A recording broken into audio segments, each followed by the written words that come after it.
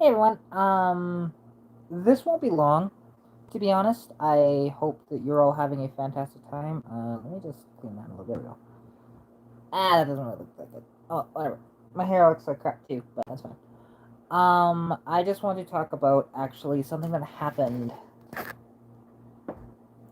tonight and was absolutely incredible.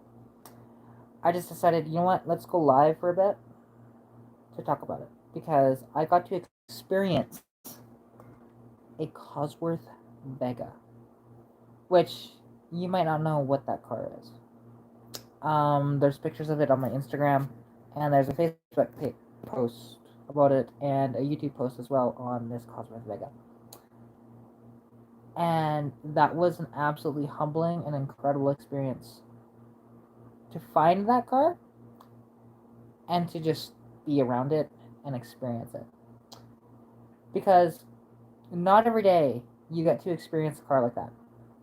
Now, like I said, Cosworth Vega, you might not know what that is. And they were actually a car that was a very special car when they came out.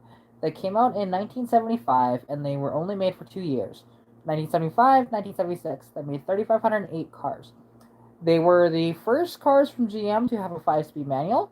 They were also the first cars from GM to have electronic fuel injection. They're an absolutely incredible car, and I was a huge fan of them. I just want to make sure that this is all there we go. Hey Mustang guy, how's it going? Um, yeah. So driving this car, honestly, was amazing because I actually got to drive it. Now, unfortunately, I didn't get any film of me driving the car, which is I really wish I did, but that's okay. Um, that was the most fun I've ever had in a car. And actually, this car, and you guys may be wondering, how did I find this car? No, I didn't get contacted by the guy to say, "Hey, want to come film my car?"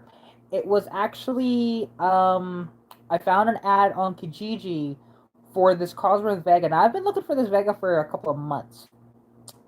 And yeah, and actually, I'm doing fantastic. Thank you. It's good to hear that you're doing good too. I've been looking for this car for a couple of months since actually I saw it. If you guys have seen the video I did of the Olds Car Show, that video is almost an hour long, so I understand if you haven't seen it through its entirety. But then as well, I posted a 15-second video of this Cosworth driving by, and ever since that moment, I'm like, I need to find this car, right? And I wanted to find the owner, find this car, talk to him about his car, and the story is really cool, honestly, on this car. And he was selling it just because he didn't really have the interest in the car anymore, and like his doesn't really have any like car aficionados in his life as much. So when I came out, started talking to him about his car, and um actually driving his car, I sparked his passion again in the car, which that is a very humbling experience for me because as somebody who's only 25, this guy, he's older. I mean, he's in his 50s or maybe even early 60s, I want to say. But, or at least he looked it. Um, and, you know, getting to do that is awesome for anybody.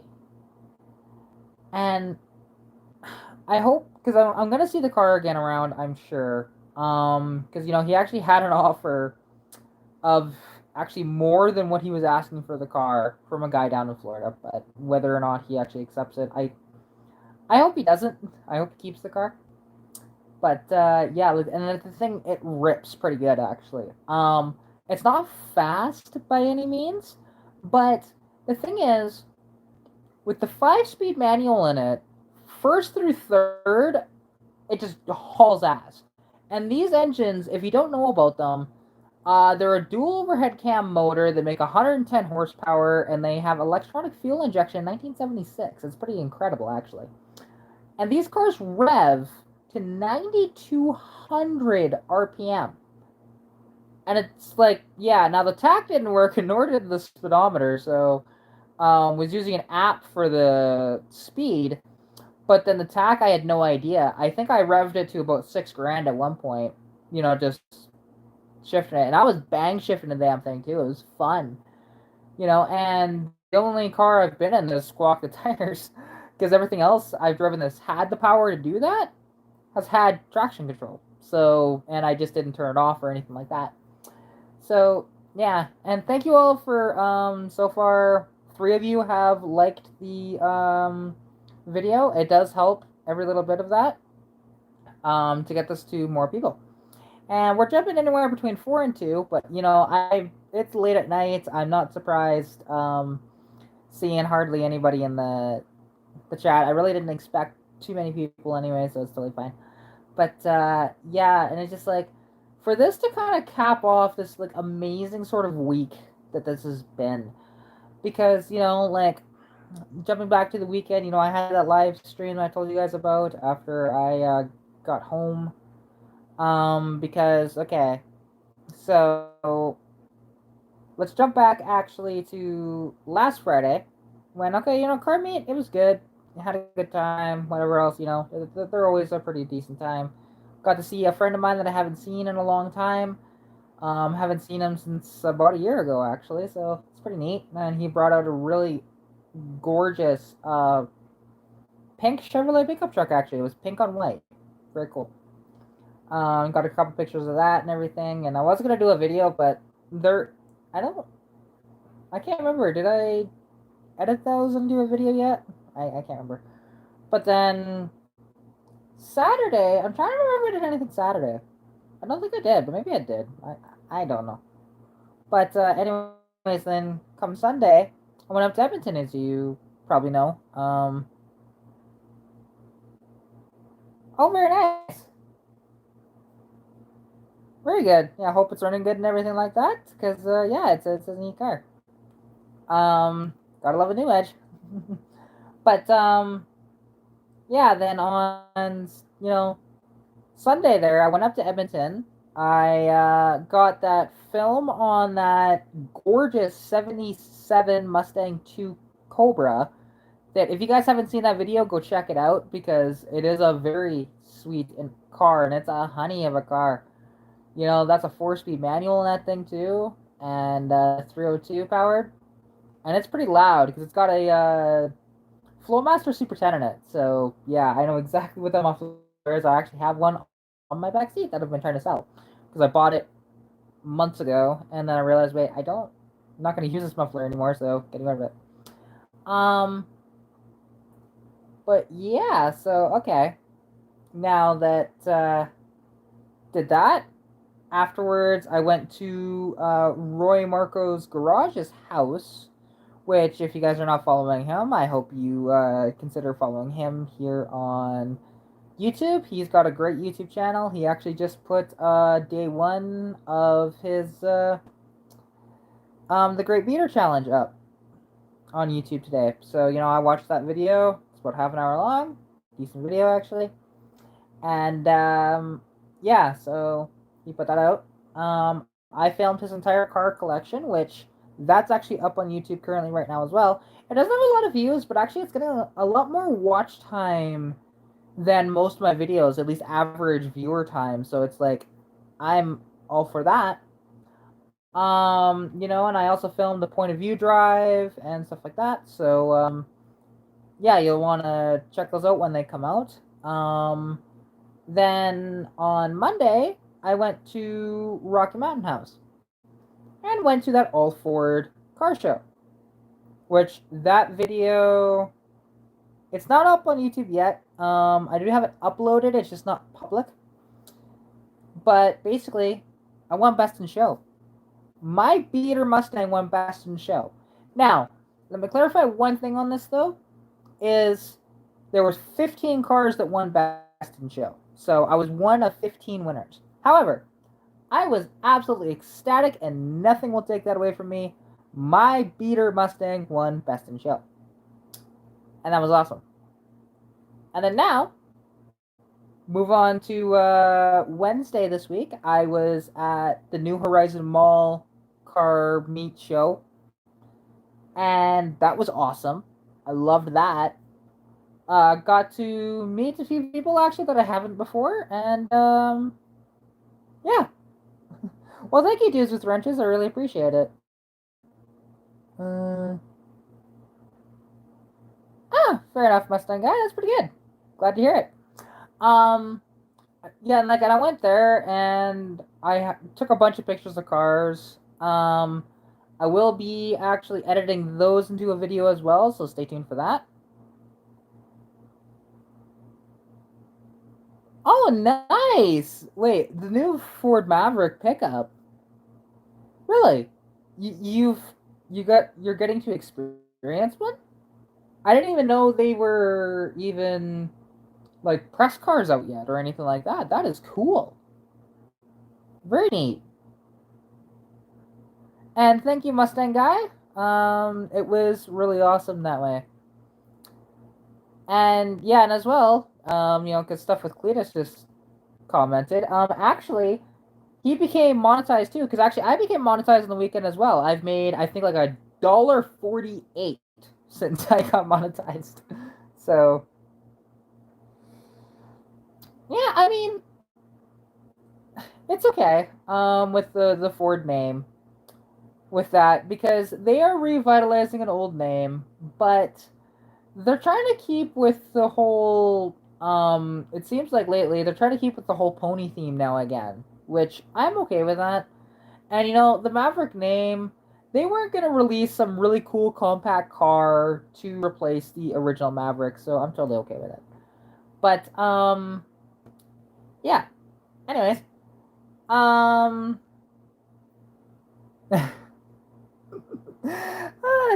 thank you, Cletus, for the donation there. Absolutely appreciate it. If I had a Stream Boss thing, I'd have that up, but I don't have that set up. Like I'm just straight through YouTube right now. Um, so stuff with Cletus is the first person that has ever donated to my channel. I definitely appreciate it. Thank you so much. Um, Ever since people can do that now with the super chats. So yeah, that yay, that got me a little excited. And actually, Cletus, I will check out your video on that because I'm curious. I don't really know much on them. I know they're supposed to be like a really cheap, mid-sized truck, like a proper mid-sized truck, not the stuff that's out now, like the Ford Ranger, that's pretty much the size of an F-150, and same as the Tacoma, is pretty much the size of a Tundra and stuff like that. So, I am kind of excited to see the Maverick when they come out, and I'm excited to see your video when I see that. I will definitely be tuning into that when I see it on here. But yeah, so then, like I was mentioning though, is that on Wednesday, I went to that massive car show. There's about 400 cars there. Um, and then on today, well, I see this. I almost said Escort Cosworth again. Um, the Vega, you know, and most people don't even know about the Vega Cosworth. Oh, thank you so much, dudes with wrenches, for the donation. I definitely appreciate it very much. You just kicked. If I had a stream boss, you'd be owning it right now because you did it more. Appreciate it. Thank you, dude. Um, but driving that car was absolutely incredible, and like most people don't realize that Cosworth actually did the Vega.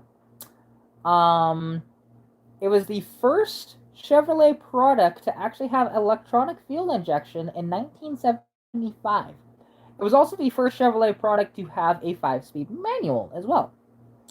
They are a very awesome, fun car. They sound kind of weird. Like when you start them up, they they almost sound tractor-ish. And that's just how they are. They have like this kind of a cackling noise. But, and people complained about that actually when they first came out. All the car mags did and everything, but they rip. From first to third, like I squawked the tires in first, and then it was just going and going and going. Fourth and fifth seemed to be overdrive gears, so that's fine. And yeah, it was an absolutely incredible experience. Oh, I wish. I wish that was $20 Canadian. But yeah. Oh, there we go. Thank you so much, Mustang guy. I definitely appreciate it. You are now on top. And that sounds really bad. Oh my god, I can't believe that came out that way. Oh god, you guys are making this so much more fun. Thank you. I really do appreciate it. Every single one of you guys. It is awesome. Oh my god. Um but yeah, and these cars, it's so neat though, because when you see like especially under the hood of Cosworth Vega, like the valve cover physically says Cosworth Vega on it, and then it's got oh, it definitely does, Cletus, trust me. So now I have essentially made about $7 with this included. So yay. um but it's really cool looking at the engines of these cars because they have the stainless steel kind of fuel rails that were great. First ever super chat? Well, hey, I definitely appreciate it, Mustang guy. That is absolutely incredible, and I appreciate it a lot, actually. It's not a lot of money, but hey, every little bit counts, and I absolutely love it. Um, but like I was mentioning, these stainless steel fuel rails that actually go over top of the valve cover is pretty neat. And you'll see the whatchamacallit, the throttle bodies and everything, and how the air boxes and stuff like that. It's way different than what I'm used to seeing on these cars, and they're a dual overhead cam motor that, you know, again, only produced 110 horsepower. But that 110 horsepower in a 2,500 pound car, it actually goes pretty decent. Because we actually put it on the scale at his work to see how heavy is it, and we put my car on the scale too, which was pretty awesome. My car now, I got a bunch of added weight in the car right now because just there's so much stuff inside. But it weighed in at 2,710 pounds. His car weighed in at 2,550. So that was kind of neat to see actually how much my car weighed. Um, and it was just an absolutely incredible, humbling experience. Because, and as well, and something that like kind of caught me off guard is when I texted this guy, and because I saw his Kijiji ad, and I just immediately texted him as soon as I saw it. Oh yeah, they're extremely light. The Vegas are, and actually my Mustang is pretty light too, because I think with all the stuff taken out of my car, it's probably 2,650 ish pounds. From the factory, they said there were 2,648, but you know, yeah, it was pretty neat. And actually, no, you spelled light the right time before. It's all good. Um, but yeah, and the thing is, he said that he would be honored to let me film his car, and I was being perfectly like professional and everything about it because I didn't want to miss this opportunity, and I'm also, when I'm not doing my videos and stuff like that, I'm actually a very like super cordial and professional person, especially when it comes to making content on my channel, because that's just who I am. And there are times when I'll have fun and be a little more vulgar. That's everybody though, I think. But yeah, and it was so funny because driving his car, and actually I drove it a good 60 kilometers. Oh, I got over halfway to Sundry, and then I turned around finally. He didn't care though. Like I probably could have kept going through Sundry, and he wouldn't have been bothered one bit. He was just enjoying the experience and talking to somebody who's into cars. So, and I'm driving his car along the highways and stuff, and I was trying to find some windy roads just because that would have been the most fun in the car, but sadly I couldn't find any. I would have had to come towards Sundry here, actually, through Sundry, but it's all good. And this car was out in Olds for reference, and Olds is about a 40-kilometer drive. Sorry, I can't do the conversion for you guys. I don't know it, but yeah, that was just super awesome.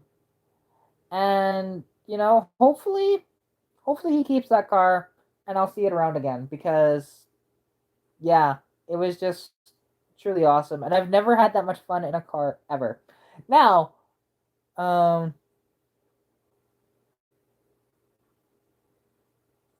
actually, yes, they had fuel injection before the Vega, but not electronic fuel injection. They had mechanical fuel injection in the 50s and the 60s, but they did not have electronic fuel injection until the Cosworth Vega came out in 1975.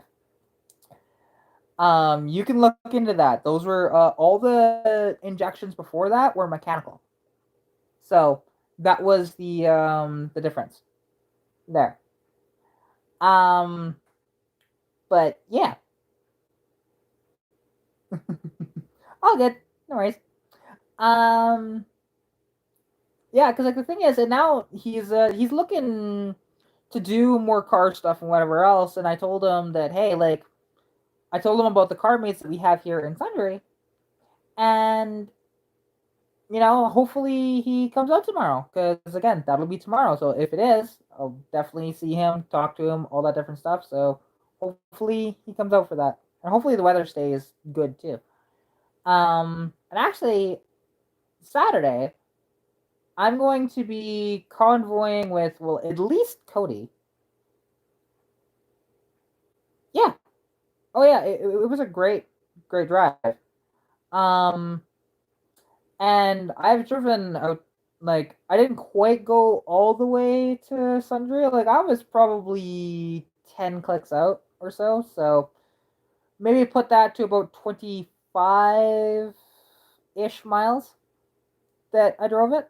So yeah, and it was a super fun drive.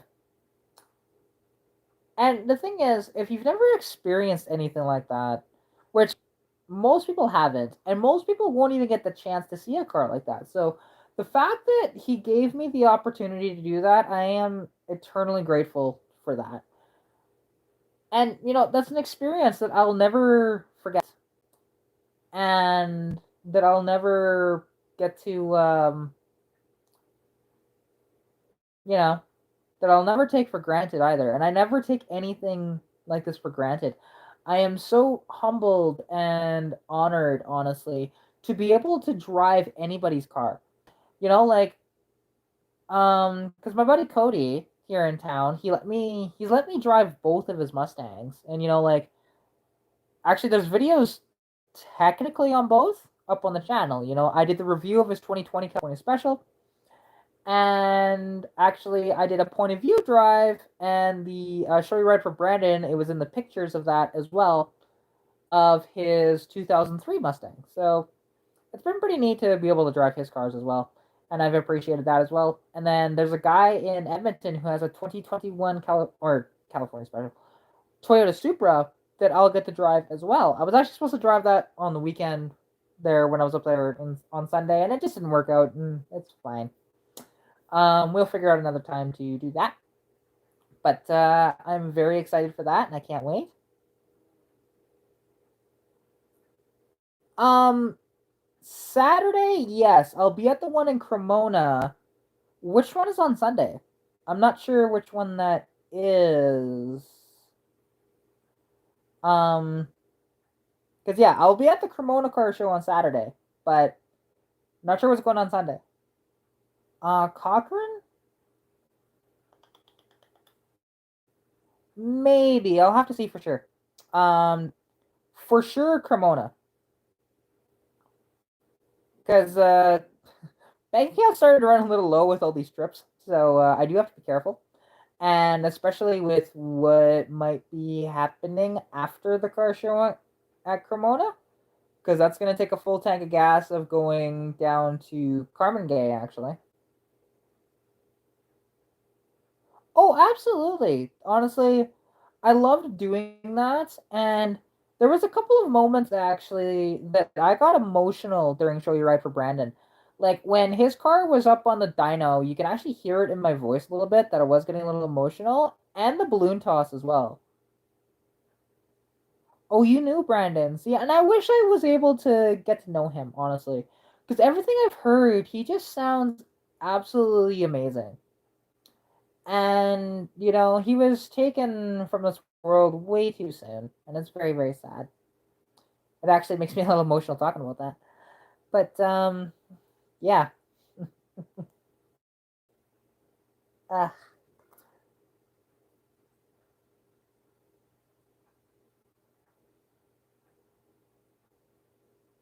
oh, that is sad. That is very sad. Yeah, and hopefully she's able to get over her grief. Because I can understand, though. I mean, it's been a few years, but it's something that everybody takes their time with healing, and hopefully she's able to heal. And I'm not gonna say move on, obviously, because that's not exactly what you do. But be able to function a little better, right? Oh, absolutely. And I'm so amazed that how many cars showed up because there's 1,038 cars that showed up to show you ride for Brandon, and that was just absolutely amazing. And seeing the variety of cars too, because like in my video, you'll see that now there was a point where I was just getting really tired and my health was screwing me over that day, but I was staying for the duration of the event. It didn't matter, and I was getting pictures of as many vehicles as I could. Because there was a lot of Dodge Rams, and somebody complained about that in the video. Actually, just like, wow, there's a lot of Dodge Rams, like and whatever, I don't care, right? And like even in that video, I think I took a picture of like a Camry and a minivan too. So yeah, it's all good. And actually, Mustang guy, I was just explaining with the fuel injection. Um, Ooh, that would be cool. Actually, 78 Bronco. Those are a nice car. And actually, I like those are my favorite years of the Bronco. Those 78, 79s. Absolutely, bar none, best front end ever put on a Ford. Bar none. Um, but Mustang guy, I was just explaining actually with the fuel injection with GM. The Corvettes in the 50s had mechanical fuel injection, not electronic like the 75 and 76 Cosworth Vegas had. So, and 78 400. That's pretty cool. So is that the 400 modified or the 400 big block? Yeah. And the thing is, those 78 to 79 Ford trucks are awesome. Oh, I'll have to take a look at that when I'm off stream. TZR because 400 big block. That's sweet. Very nice motors. I've had experience with those actually. Um, And and I like a first gen Bronco and everything, but I love that big Bronco that they built, and it was only for 2 years of that big awesome Bronco before they kind of ruined the styling. I think not it's not a bad looking vehicle by any means, but 1980 Bronco not the same to me, and a Bronco 2. I don't mind a Bronco 2, but again, it's just not my jam. So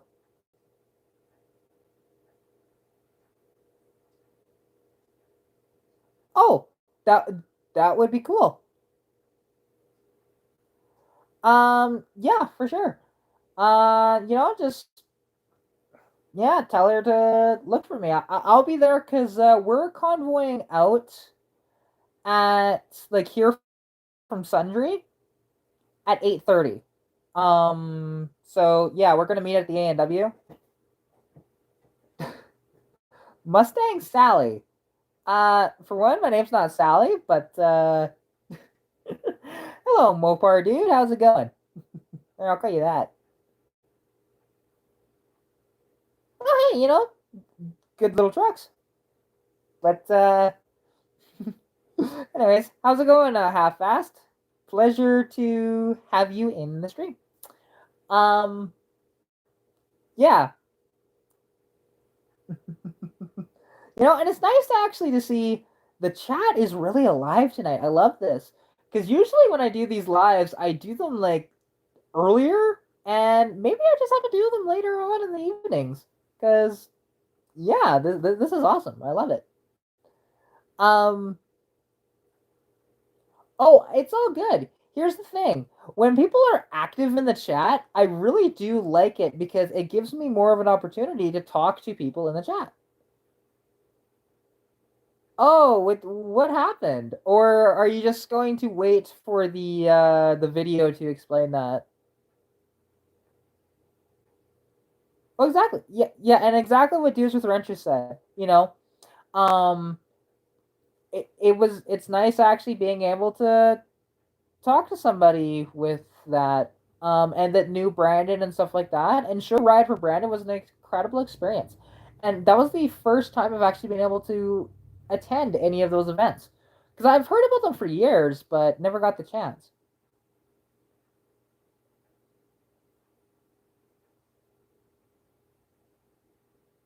Oh, sweet. Yeah, and I always love to see more car girls as well. And because the thing is, like, as some people might know, I'm part of a car club called No Boys Allowed.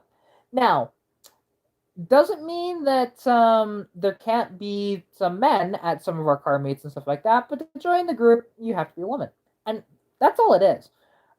The group actually gets a reaction from a lot of like douchebag guys. Um, I made a video actually of the dark side of being a woman in the car hobby from a majority of those comments that came from that video in particular. And it's like, holy crap, that video got a bit of traction. But yeah, and there's no video on that yet. And you identify as a grapefruit. Well, that's interesting. But oh, absolutely not. And like I deal with a lot of crap from men in the car hobby constantly. But I've learned to deal with it and it's all good. Well, you wouldn't be the first person stateside to join our club. We have one person, I believe. She's in Carolina and she has a Mazda Speed 3. So, absolutely. And actually, if I can ask all of you a big favor who are joining the chat, because if you can hit the like button, we have 4 likes right now and 6 viewers. Just every little bit helps, with the video. I appreciate it, guys. Thank you so much. Sorry. Always like to remind people when I can. And we were up to 8 viewers there for a brief moment. Oh, now, okay, cool. We have 7 likes now with 6 viewers. Awesome. Appreciate it, guys. Yeah, and I hope to actually, because I'm still amazed though with how big the channel has gotten in such a short amount of time. Because I've been doing YouTube concurrently for about a year and a half now. Actually, not quite, because I think my first video I uploaded to YouTube, excluding the D150 running video, I don't really include that because that was a 30-second clip that I did like 8 years ago. And I wasn't really doing concurrent videos at the time. That was like one video, and then 6 years or 7 years later, hey, I'm doing more content. And and I'm at 1,090 subscribers now, which is absolutely incredible. And my videos are actually doing fairly well. So some videos do absolutely amazing. I'm hoping this Cosworth video that I did does really amazing, but we'll see. I joined a bunch of Vega groups on Facebook to hopefully get the content out there a little more, and as well, I'm probably gonna join some Vega or some Cosworth groups as well. So yeah, just Cosworth groups in general.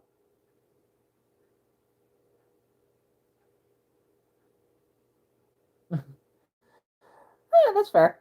And I mean, and to be honest, YouTube, go for it.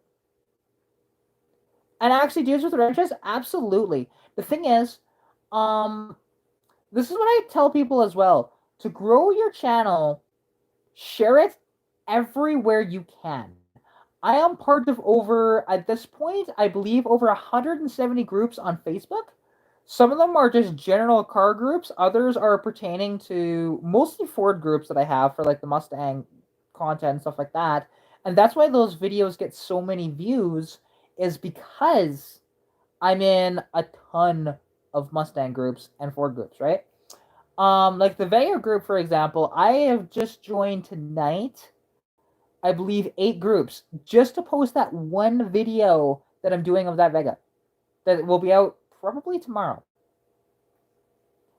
See, and you shouldn't feel weird. Um,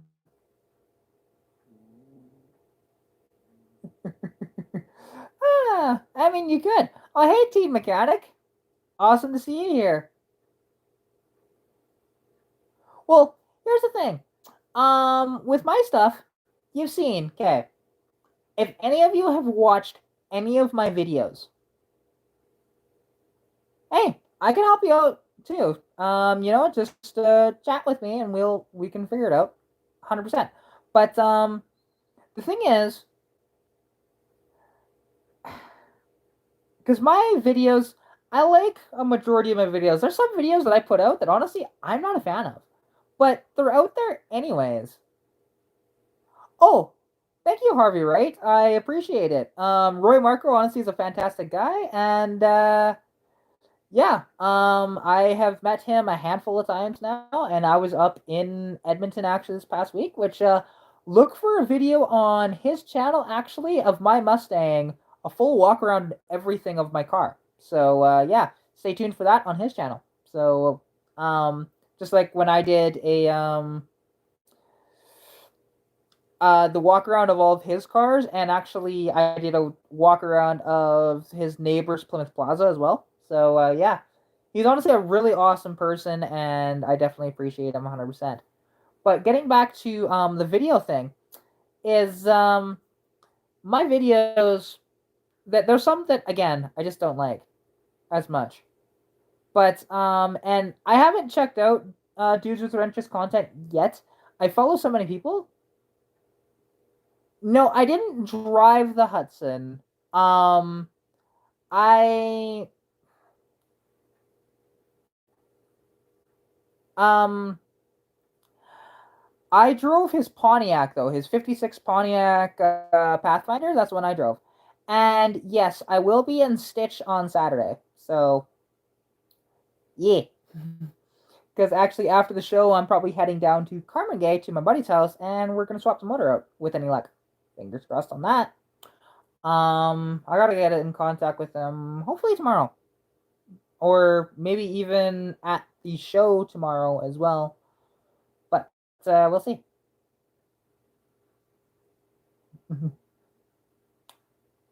Appreciate it, TZR.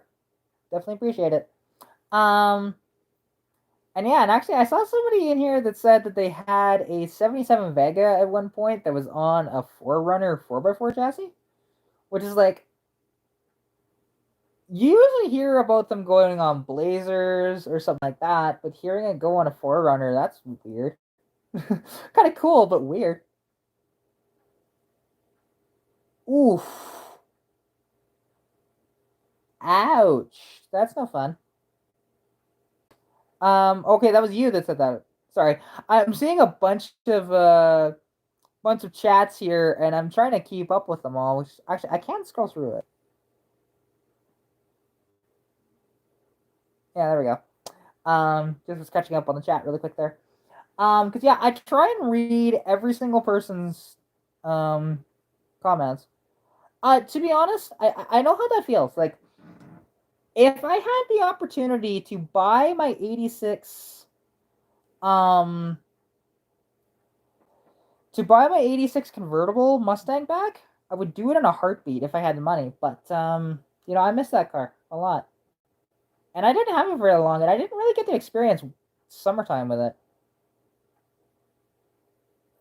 Uh, oh yeah, I mean, Forerunners weren't. They're not fast because they have the 22 Rs in them, and they really don't go anywhere because they have like 120 horsepower maybe.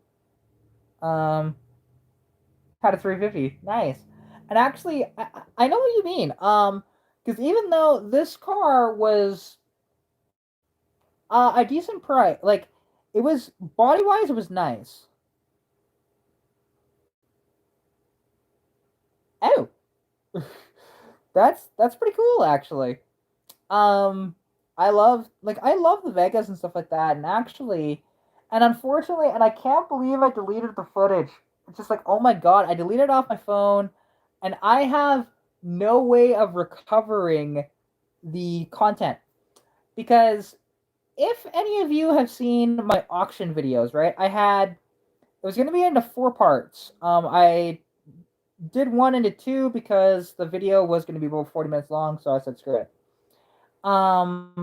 There's three videos up of that right now of the Olds auction, and there was one where there was actually a Pontiac Astra GT. It was a 76. It was swapped with a 350. Had the most common casting numbers on the planet, so I couldn't tell you what year this one was because I think it said 68 to 79 or something like that for the casting numbers. So who knows? Small stash of Roadrunners. You're gonna have to like let me know on that because and yeah. By the way, this is Saber. He just got up. He's all tired. He's a big old man. Eh? Big old fat cat. 20 years. Where are those cars at? Like, the area, because I like if I can get in touch with the owner of that, that'd be cool. Yeah, that would be sweet. In Cochrane, I would absolutely take a drive out there for that, 100%. Because I would love to see them, and if possible, even do a video on them too. If not, that's totally okay. I would still love to see the cars, anyways.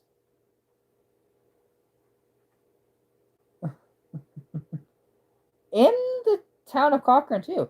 Like, what years are these Roadrunners? Like, are they the B-body Roadrunners, or are they the late 70s and mid 70s Roadrunners?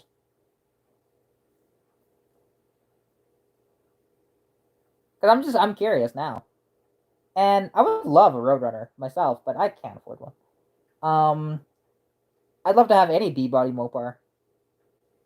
Early ones, okay, so like the 68 to 70s. If so, that's pretty cool. Those are the really cool ones.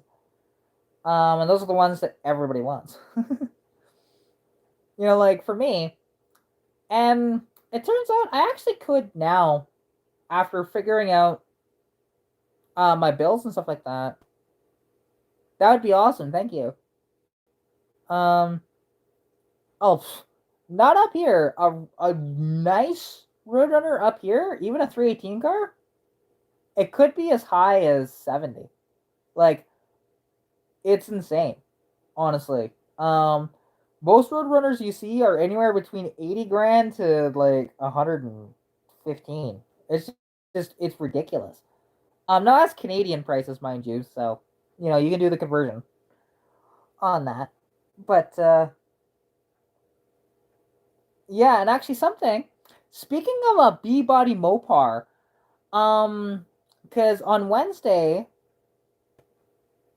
Oh, that's right. Sorry, I was thinking satellites. My bad. I wanted to say like the 383 Roadrunners, not the 318. With that, again, sorry. Sometimes crap happens. But actually, there was absolute dream car showed up at. Yeah, they're all pretty expensive.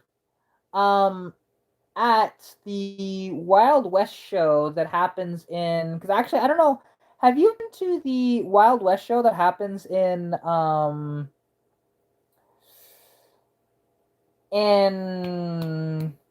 at Cross, or not Cross Iron Mills, but New Horizon Mall there in Balzac?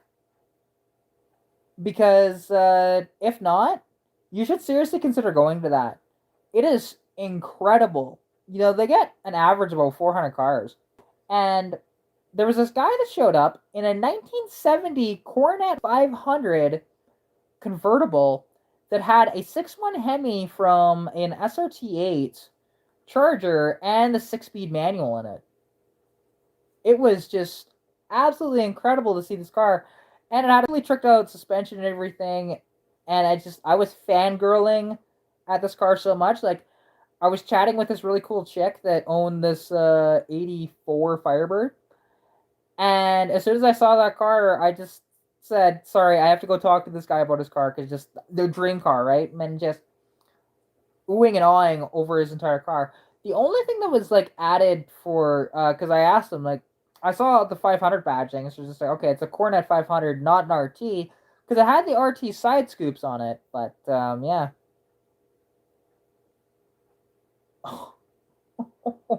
Oh, how long ago was that?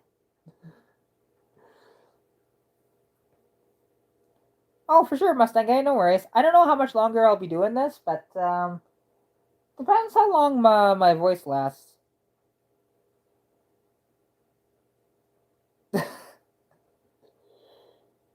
Just before. Oh my, fairly recent. What year was this Coronet? Did you say in there? No, you didn't. Now, and actually, you said Coronet 500 RT. It can either be a Coronet 500 or a Coronet RT. There are two different trim models on the car. So, um, because yeah, I'm curious though. What year was that Coronet? Because yeah, I love all years of the Coronets. Even when they went to that four-door body style in the after 1970, like in 71, it was an RT. Okay. Do you know what year it was? I'm just curious. Um, because yeah, like the especially the 68, 69. Yeah. See, now the thing is, my favorite year is in 1970, but the 68, 69s you could interchange with the 1970. To be honest, I would take either one. And yeah, I wish I had more money because I do get offered stuff every now and then, and it's just like it's a smoking deal, but I can't afford it. Oh yeah, no doubt, and especially now with prices of cars, it's ridiculous. Like everything has gone up in price, and since COVID kind of broke out, I've been offered 6 grand on Stitch 5 different times. And it's just like, holy crap! Like my car before may have been worth 2,500, 3 grand, and then after COVID made prices sky high on everything, people have offered me 6 grand. And it's like, oh my god.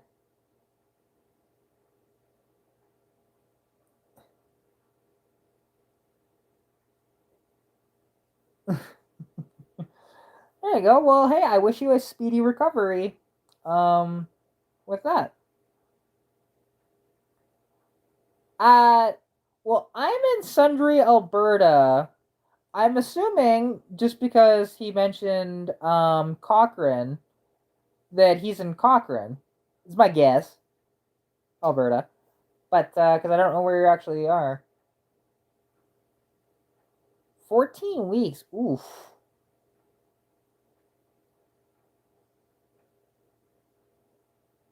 Um, what?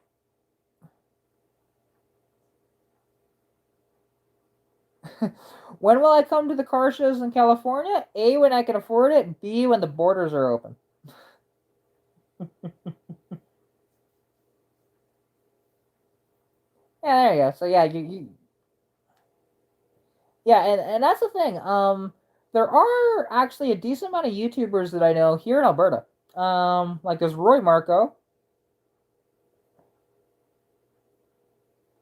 from the booming metropolis of Medicine Hat.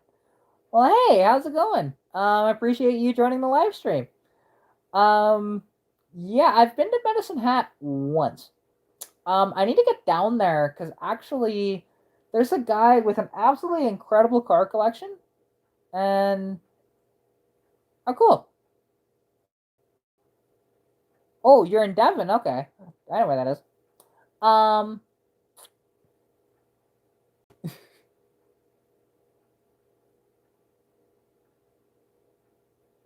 hey, you know what? That would be sweet. And if you find yourself in Alberta, I'm sure any of the people in the chat would be absolutely willing to have you there.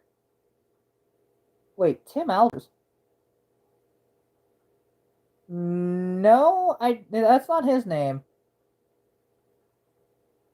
Albers. I wonder if that Albers is related to me. No, it's not him that owns that. Because the thing is, and I can't remember his name though, but his name is not Tim. But he has a now they're all sitting in the field. There's over 600 cars, and it's near Medicine Hat. And he's a guy that he doesn't mind selling, but his prices are usually really high. But he loves to trade.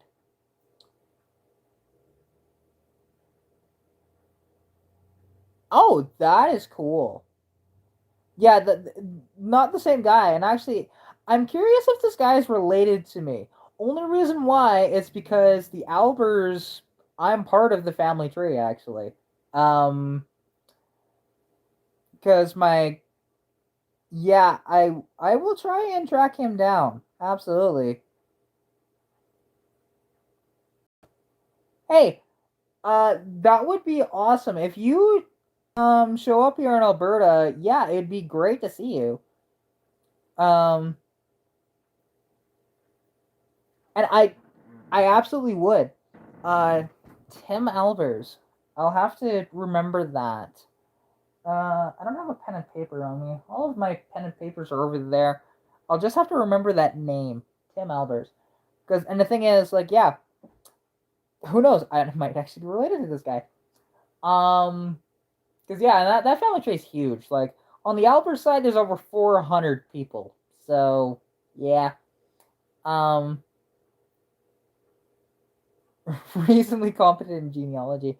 Actually, well, mind you, I have the family tree book somewhere over here.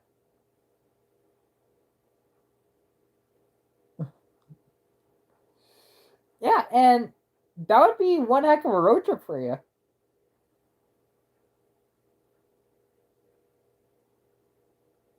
Wow. That is incredible. Yeah, see, a collection like that, I'd love to go see. Your family tree is poison ivy? Wow. Yeah, for sure. Yeah, I'll just have to remember that. Faux show. And the more vehicles that I can film, because the thing is, and especially a big collection like that, because if I'm able to go down there, and the only problem is money, is because I don't know anybody in the Medicine Hat area. Ouch. Um, like I know one person in the Medicine Hat area, and his name is Corey. Um, and he's got a bunch of classic cars and stuff like that. He's pretty cool dude. But he actually knows of this. Like I said, it's not quite a junkyard, but it may as well be because it's not like, hey, you can go out and go pick cars for your car, parts for your car. It's just a guy who has over 600 cars in his collection. Um, but the thing is, like, I can afford to drive down there, kind of. I'm kind of broke right now. I have like $80 in my bank account, I think. But the thing is, it's affording like the hotel rooms and stuff like that.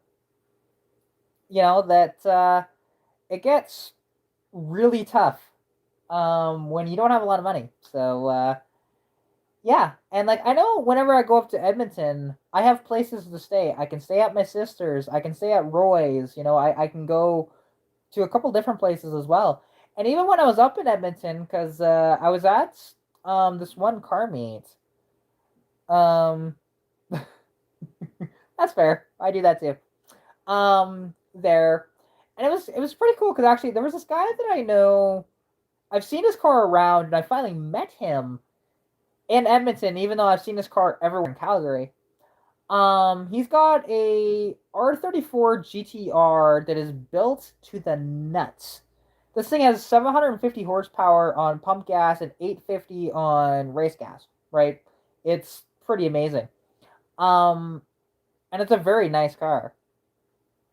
Well, if you have to go, it's no worry. I understand. I'll probably be ending the live stream fairly soon here, but yeah. Anyways, this R32 Skyline, um, he actually said like, look, I understand you don't know me, and I promise no creepy business or anything like that, and he totally seemed genuine and everything.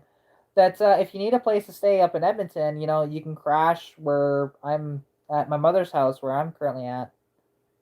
Oh well, charge your phone then.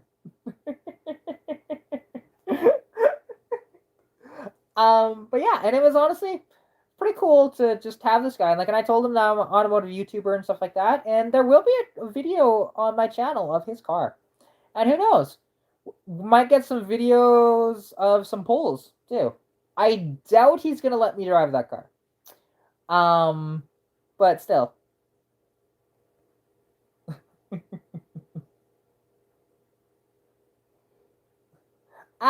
Fair enough. Yeah, totally fair. Um, yeah. Oh, thanks for joining the stream, Dudes with Wrenches. Definitely appreciate it. Have a wonderful night, and hope you have a fantastic sleep. Um, but yeah, I'm trying to think. Now my brain's just gone dead. That'll happen sometimes with these live streams. Um, yeah, and it's just and I've been doing more of these, especially lately too. Just because they're fun to do, and I like to interact with people this way. And eventually, when I have a little more money, I'll invest a little more into StreamYard and actually have live streams where there's multiple people on here, because StreamYard actually does cost money. So yeah, as I found out, it's kind of disappointing. But see, I actually heard talk to Novitas about that one, because he said you can if you don't do it on mobile. That's what he said. So talk to him about it, because he knows more about this stuff than I do. So yeah, and hey, you just gotta share your content out there, man. Do it.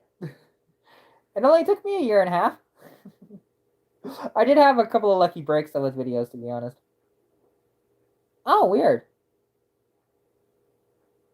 Oh, weird. Um, have you tried doing it through StreamYard? Because Novitas said that you could do it that way, which I should just say Sean, because I know his name. Um, yeah, because he told me that I could do that, and he's like, well, I was just gonna wait to do it on my phone, just because I don't have a proper camera on my computer to try and do this with. And even though this kind of looks not amazing, but that's YouTube honestly just screwing with the quality, because it's fine.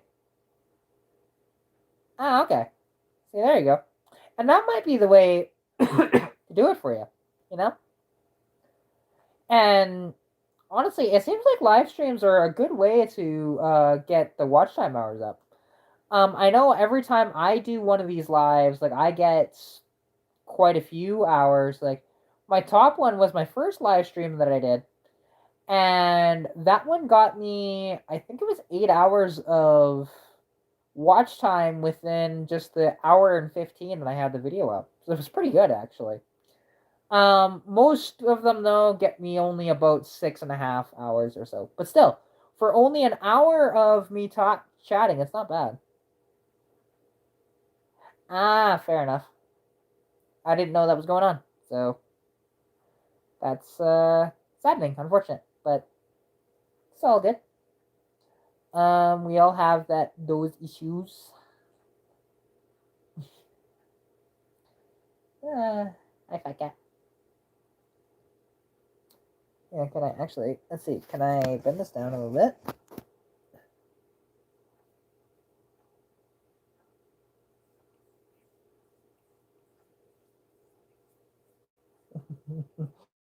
Well, that's pretty cool.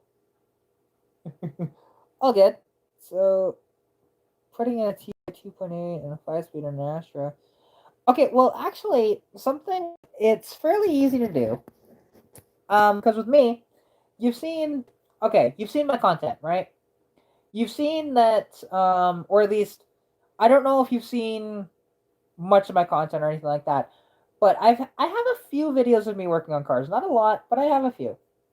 Um, it's really easy to do because I literally have my phone up on a tripod and I just hit record. And when I have to stop, I just pause the footage. And Saber, that's you're showing everybody your butt. You're gonna lay back down? There you go. Hi, buddy. But yeah, and basically, whenever I need to stop, I'll pause the footage and then I'll figure out, okay, what do I have to do here, and then press play again, right? And I genuinely don't try and have my videos over half an hour long that way, but who knows? I might have live wrenching sessions at some point too, which would be kind of cool to do, because you know, I've wanted to do that actually and just show like the how to do this stuff and whatever else, and then have somebody.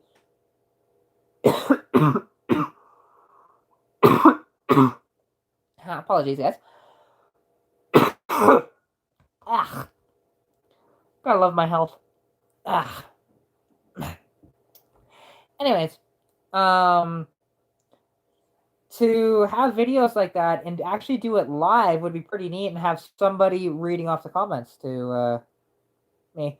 Oh, trust me, it's not the end of the world. That's just my asthma.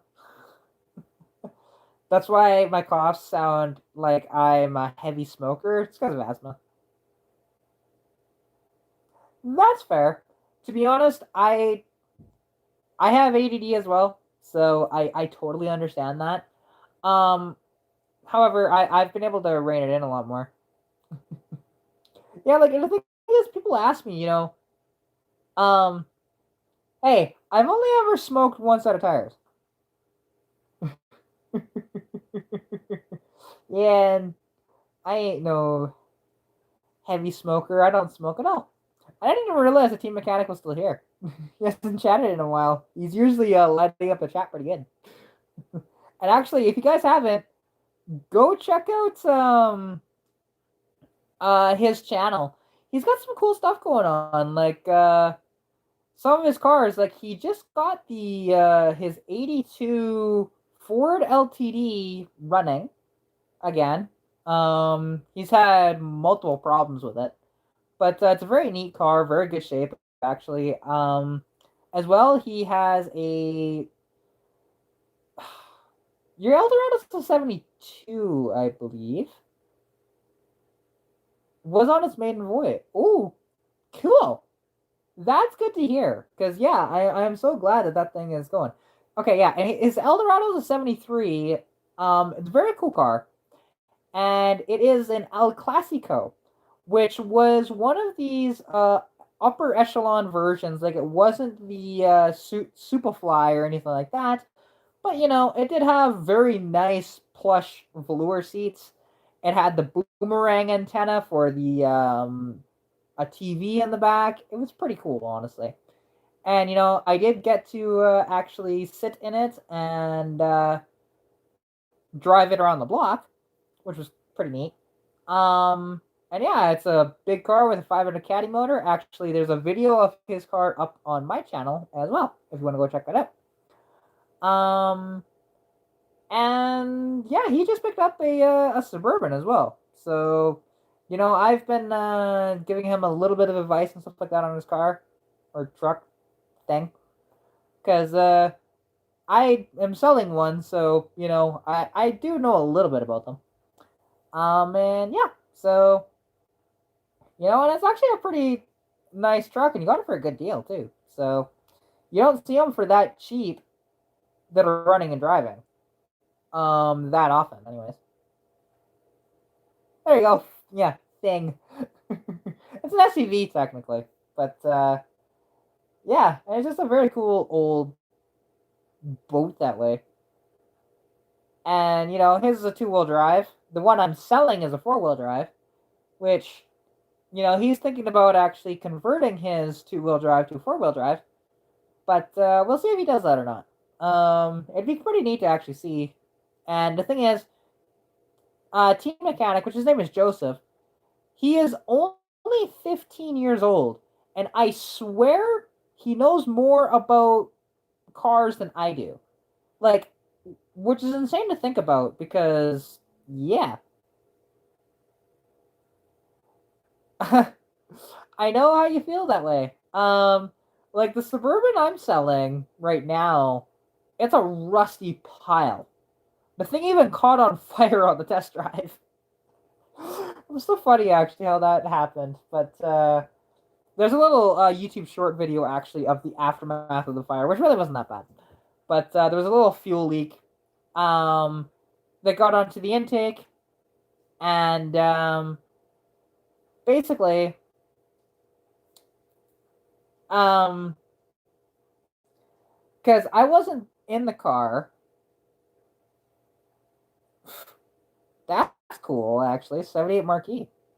Very nice. Um, so what happened actually, there was a fuel leak that happened from the hose. And it was getting onto the intake, right? And I wasn't really worried about it because it wasn't like a oh my god amount of it. But I didn't take into consideration, hey, there's a bunch of nesting material from mice on top of this intake as well. So the gas mixed with the hot intake plus the nesting material created a huge fireball. Um, so the intake is scorched. The hood is a little burnt, and so is the firewall currently. But it didn't actually cause any damage internally to the carburetor or to the motor.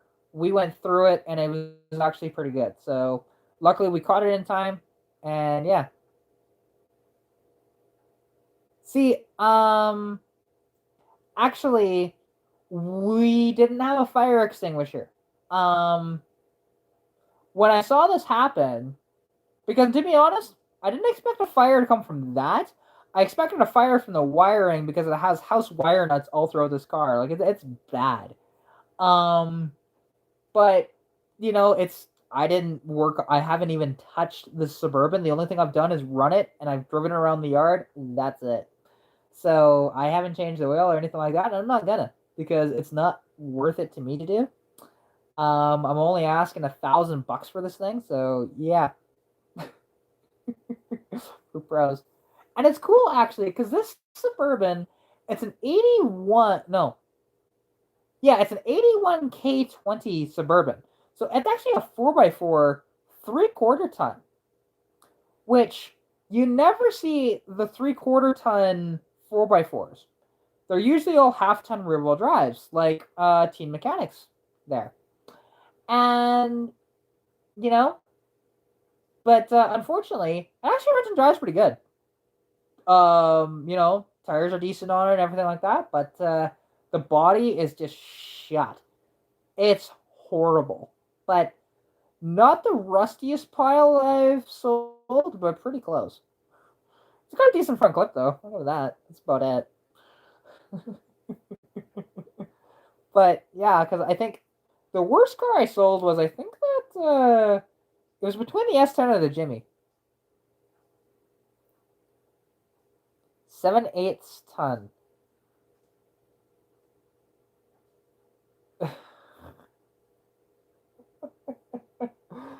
Oh god. Well, they make a 1/4 ton. Well, they made 1/4 tons. They made half tons trucks, 3/4 ton, 1 ton, but 7/8 ton. Yeah, he's just being silly. Which that's what he does though. He's a silly man. But yeah, honestly, I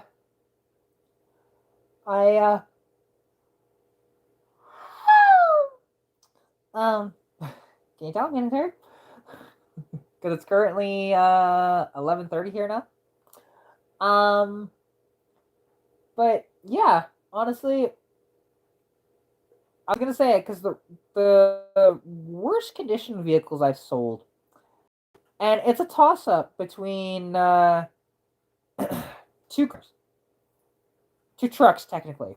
One was a 1975 GMC Jimmy, which was cool because this Jimmy was a full convertible top, right? So that's how I was able to sell it very quickly for the amount of money I did. Because I knew that that top alone was worth quite the pretty penny.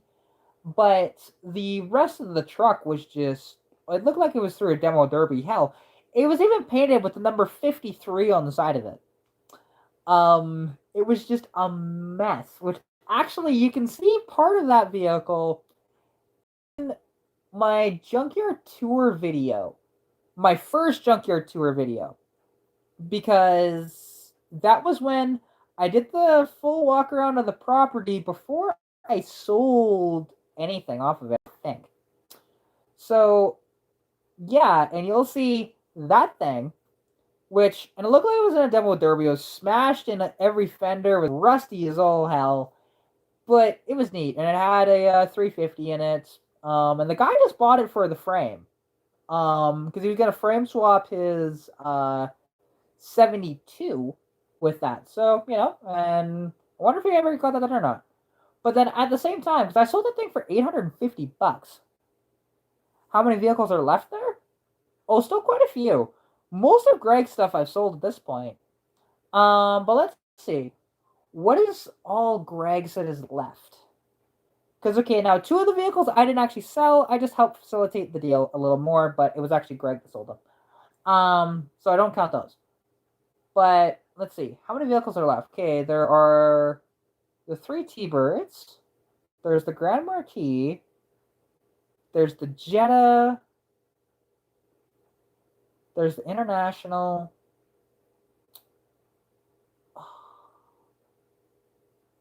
What else is there? Oh, the Shelby Charger. Um, actually, sorry, it's not a Jetta. It is actually a Passat, is what I meant to say. But it is a TDI. It's a TDI 5-speed Passat from '94, I believe. Very neat car actually, and it runs pretty good. You just have to jump the battery because the battery's dead. But other than that, good car. Beater though, definite beater.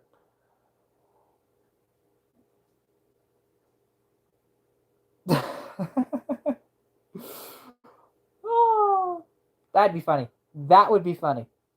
He would never do that though, but that would be funny. Um,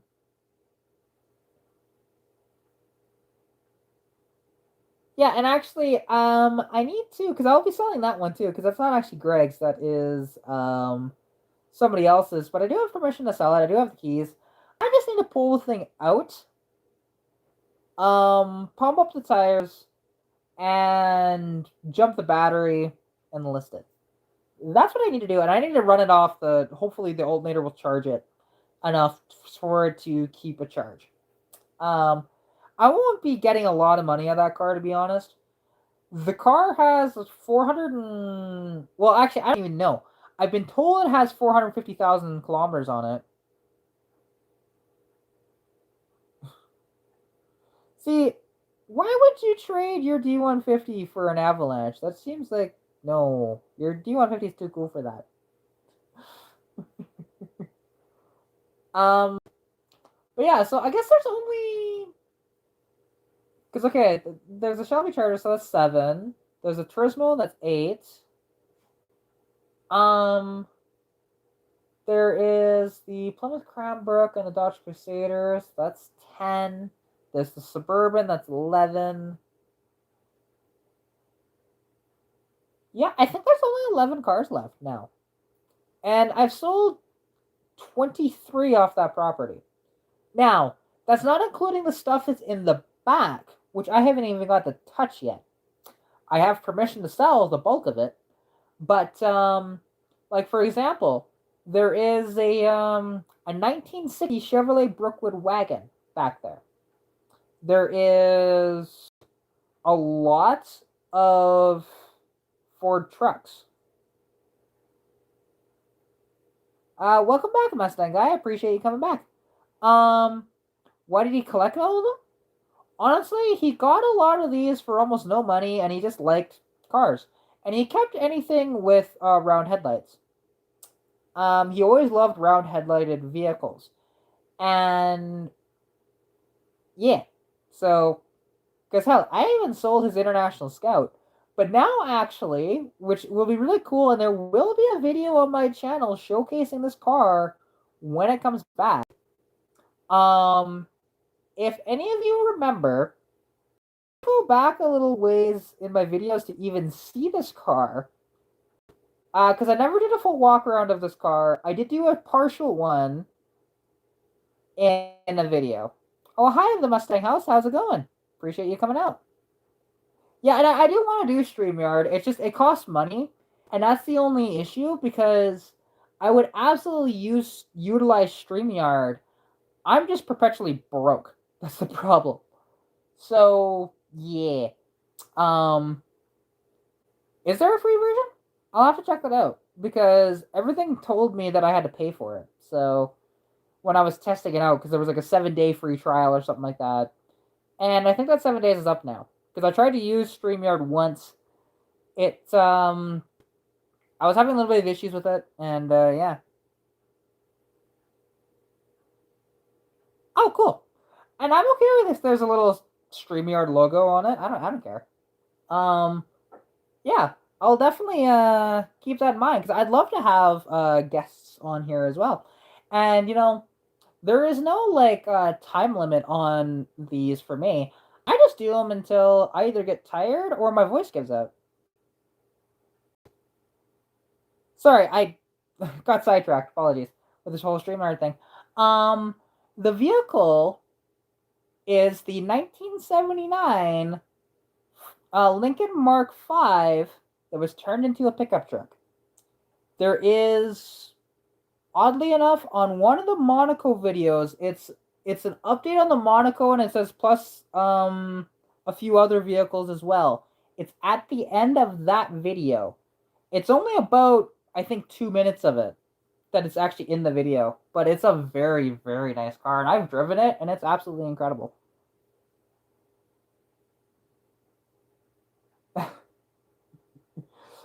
Hey, that two-door Merc is still for sale. I've had 0 people come buy it. Yeah, oh, it will.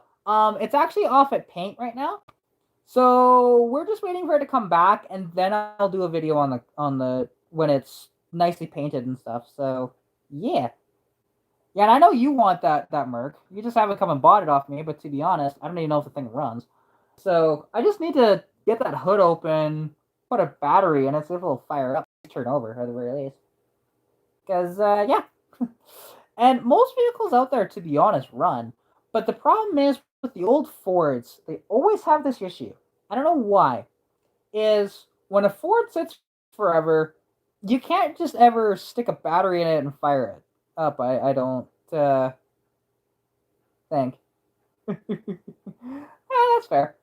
And to be honest, um, it's totally fine. I think you have, or at least with Team Mechanic, I think you have too many vehicles and sets anyways. Plus, I'm surprised your dad puts up with it. It's pretty cool though, that he lets you do that. Because no, my dad wouldn't stand for quite to that extent. My dad's tolerant, but not to that bad. Hey, you have 4 cars. Um, that's all I'm gonna say. You have 4 cars and you're 15.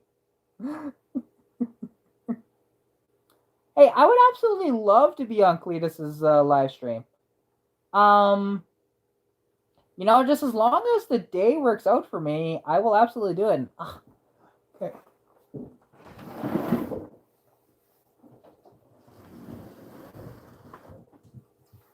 November, sure. Yeah, if we can figure out time and stuff like that where I'm going to be available, I would absolutely love to. And sorry, I'm getting. You might notice my face is getting a little red and stuff like that. I'm getting a little bit of a hot flash right now, and you can see my cat, Rascal, going to look out the window because I just opened it. I absolutely love him, and I love Saber too. Actually, I gotta move Saber just for a second here. Try and cool off a little bit. Cause yeah, I deal with hot flashes. It's fun, very fun. Hi, fat cat. Oh, now you're gonna attack me? Really? You're gonna attack me? I'm petting you. I'm petting you.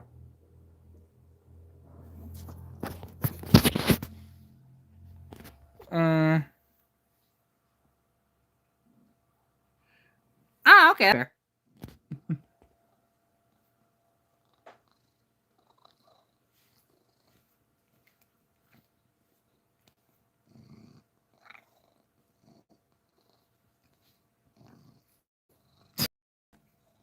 Ow. Ah, my cat plays rough. There we go. Just tilt this up a little bit, and there we go. Yeah, and apologies for my hair and stuff like that. It's not exactly perfect, but whatever. You know, it is what it is. Um, yeah, and oh, for sure, Cletus.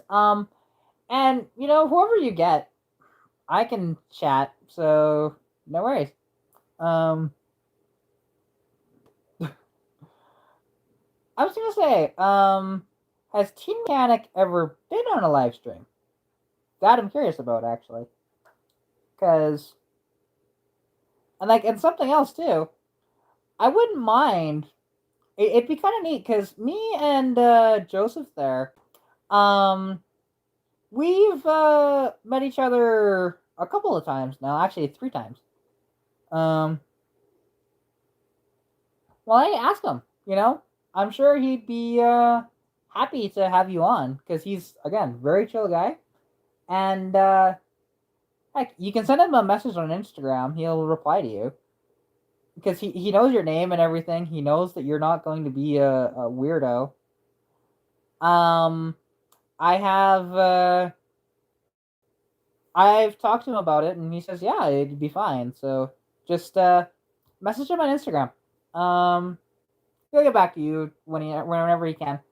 And because the next live is going to be on Sunday, which I will.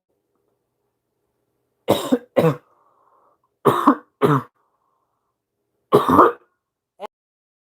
I hate that cough.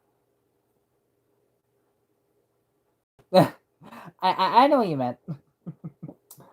Um, see, that'd be cool. Have Roy, me and Roy on Cletus's. That'd be fun. Um, and I know that I didn't get to see his live tonight because I was filming that Cosworth Vega. So it's disappointing. But you know, I got to do something so fun, and I'll just have to rewatch that live stream later. That he did on Straight Six Fans channel. So yeah, um, because he was doing that at about the same time I was going to check out that Vega. So unfortunately,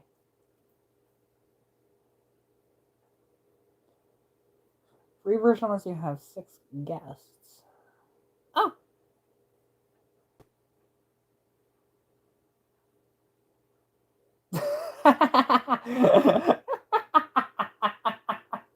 Called out. Actually, I will be right back. I'm going to grab a bottle of water from the fridge over there. That white thing, that's the fridge.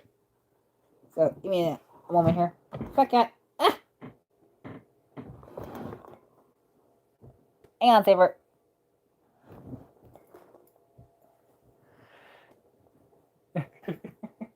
Well, I won't be that far.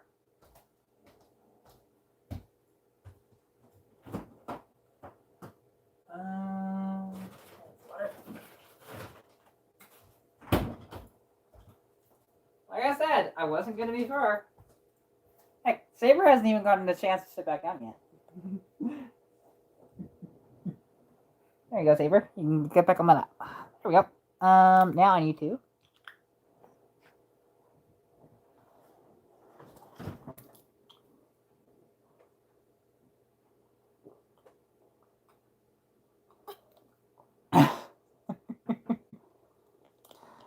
Now, like, is that your own vehicle, or is that like you got a press car somehow or something like that? I'm just curious.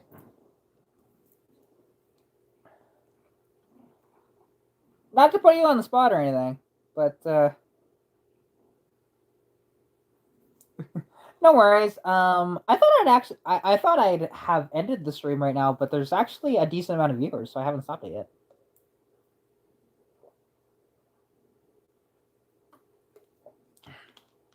I just spelled Maverick wrong.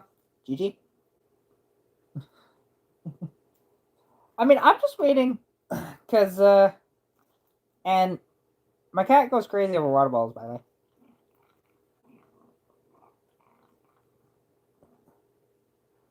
Well, and something, and I wonder. Now, it'd be cool, but I don't think it's ever gonna happen. Because, well, A, you spelled his name wrong, and B, you have to come a long way to steal my cat.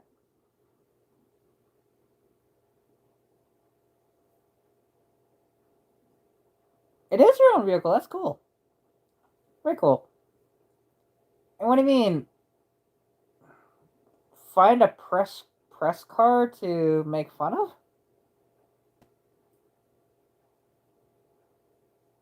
I'm confused. Why would you be making fun of a press car? Oh, a Maverick. Well, and actually, have you seen the brand new Bronco? And what they did actually with the engine bay? Because I just saw a video of that today, and I'm just like, oh my god. Like, oh. Actually, because there's this guy I follow. It's Hoovy's Garage. He's a big YouTuber here on, well, YouTube, right? And his channel is the dumbest automotive channel in all of YouTube. Right? That's what self-proclaimed that way. Well, he did the walk around thing. Yeah, he does that. Now the thing is, it has the EcoBoost in it, which I'm fine with it having the EcoBoost and not a V8. I don't care about that. But did you notice, like, or has anybody noticed, the under the hood just has a ton of vacuum lines and wiring that's not covered up at all with like a decorative covering or anything like that, and just like, wow, like Ford made that decision and stuck with it. It's like you'd think they would try and at least cover it up a little bit. But, you know, I just these modern vehicles. So one thing that I'm not a fan of is all of their electronics and stuff in them. It's just, I like a little more simplistic. Like, don't get me wrong, I like fuel injection. Fuel injection's nice, but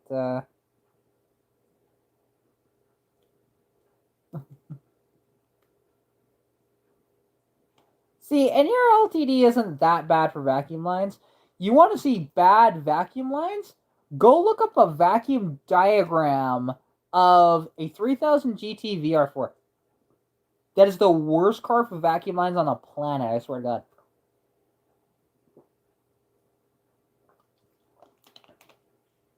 Like, those vacuum lines are more complicated. And there's so many of them on those cars than, say, electronic lines in, like, the 70s from Cadillacs and stuff. It's brutal. Well, I've seen your car. And Jag V12s, yeah, they were in the 80s. They just had vacuum lines everywhere. They were bad for that too. But that's true. But I have seen the video that you took before everything was taken apart on your LTD when it actually ran, somewhat ran, anyways, at the time. Um, because you had that reveal of it actually. Um, to change a turbo on that Bronco, I couldn't tell you, but I know that those turbos, yeah, they're not going to last long. They never do. Like the thing is, I've always had this like weird sort of dream obsession thing to do to a Lincoln Mark V, and it's actually about a 3.5 EcoBoost, but swap out the turbos for a much better turbo than what those freaking things have, and put it in a Lincoln Mark V. I don't know why. I just always wanted to do that.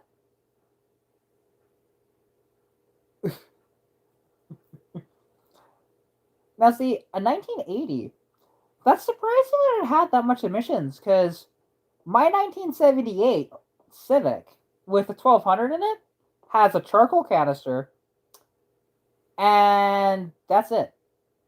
I don't even think. Yeah, there isn't even an EGR valve on that. So it is quite surprising because it doesn't even have a catalytic converter, which surprised me. Actually, they weigh like 5,000 pounds, but yeah, yeah. See, and I don't want to mess with the turbos off an EcoBoost. Like, I just want the motor to put in something and then swap the turbos for something else. Get an adapter plate made or something like that to adapt a better turbo. Like a nice Garrett. Oh, what are those turbos called? I can't remember. Ah, California. Okay, that's why. Yeah. See, and that's the trouble. They're twin turbos, but they're not compound. They're on each side of the motor. So, yeah, at least the 3.5s are. And well, any of the V6 ones are. The 2.3 EcoBoost are compound, but the 3.5s are not. So, yeah.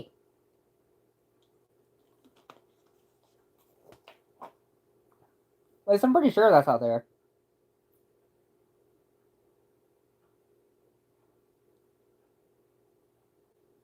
Wait, the Crown Vic is actually a real thing? I thought that was a joke. Ooh, a 1990 300ZX. Yeah, I can imagine that's a bit of a nightmare under the hood too.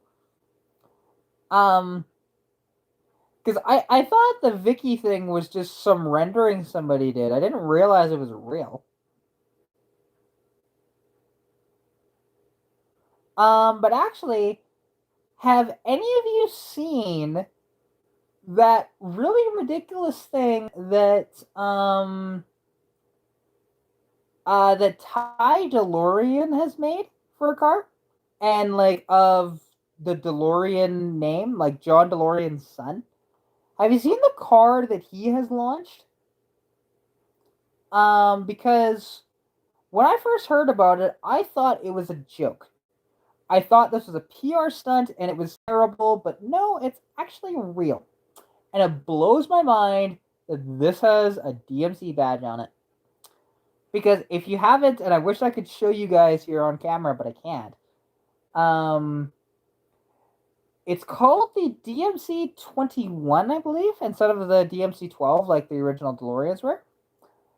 It is a three-wheeled vehicle that looks like a Reliant Robin with gullwing doors on it.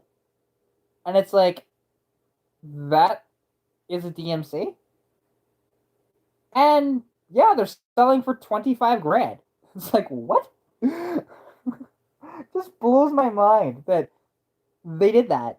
And it's supposed to be like, cheap transportation and whatnot, and, reliable and blah, blah, blah. When the original DeLoreans weren't reliable, if anybody remembers that. Cool cars, though. Very cool cars. But, that uh, that Peugeot motor, the Peugeot Volvo motor, not great. Okay, Rascal, you gonna make up your mind? Oh, that doesn't mean come here. That does not mean come here. You're not gonna come here, are you? Hopefully not. I love you, cat, but I already have a kitty on my lap. There's really no room for you. Hopefully not.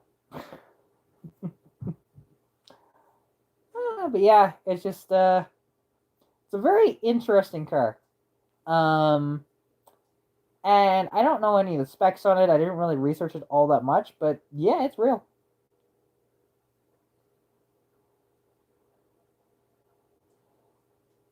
Um, that's not true.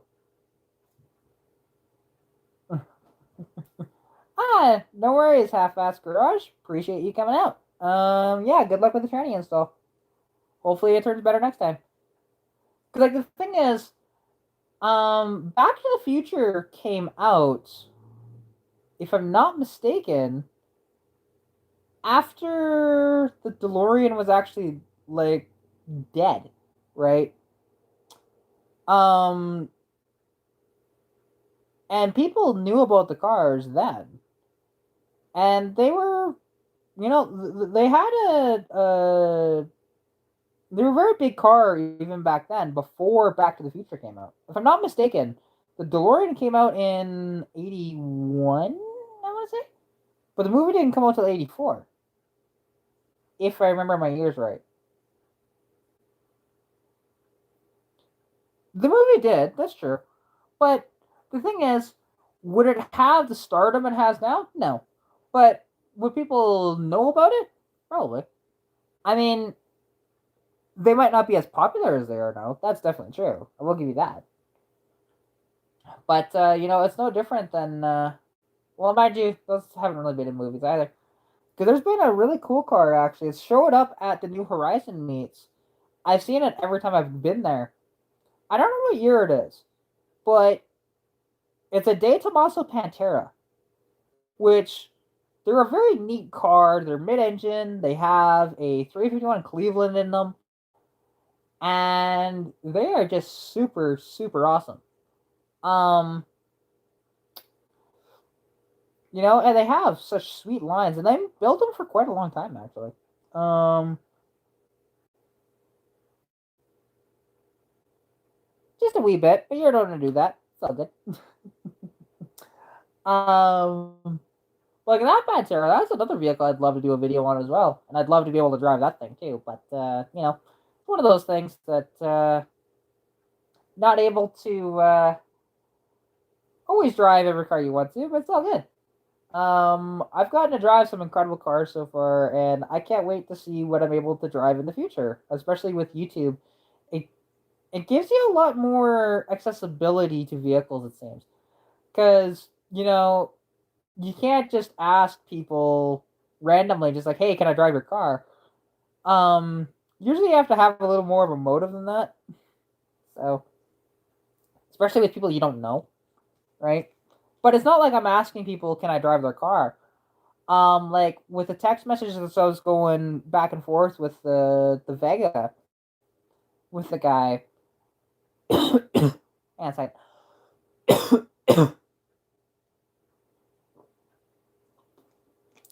because I literally started off with, "Hey, my name is Katarina. I'm an automotive YouTuber, and I saw this car. I absolutely love it. I've been trying to track you down for a while. I would love to do a video on your car. Unfortunately, I cannot afford the car, but if you'd let me do this, I'd be appreciative." And initially, he just said, "Okay, sure." And then I gave him a little more reassurance by sending him my YouTube channel. And I said, and I'm not asking to drive your vehicle, although I'd absolutely love to, but it's not what I'm asking to do. I'm just asking to at least do a video on your car. And yeah, and surprisingly, he let me drive his car. I'm just like, we had never met before. We were talking for about 10 minutes, and he's just like, "Yeah, sure, get in." It's like, sweet, I'm in. And such a fun experience. I will never forget that, and never forget even just like experiencing a Cosworth for the first time ever, because that is the first Cosworth anything I've ever seen, at least in person, and I've been able to touch it, right? Um, yeah, it was just so cool. And by the end of it, me and him are friends now, so it's kind of neat. And it's interesting how that can happen that way, right? Like, and he wished, when we were on the drive, he wished he had a beer in his hand. Like, that's how comfortable he was with me just driving his car and having fun, which I understand. It's always an interesting thing. He did eventually open up a vodka as we were weighing the cars and stuff like that.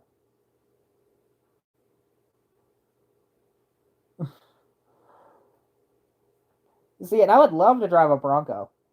Almost doesn't matter what year of Bronco. Actually, it'd be pretty neat to drive any Bronco. Um, because yeah, to my recollection, you're not anywhere near me, if I remember correctly, which is the struggle. Um, yeah, I forget.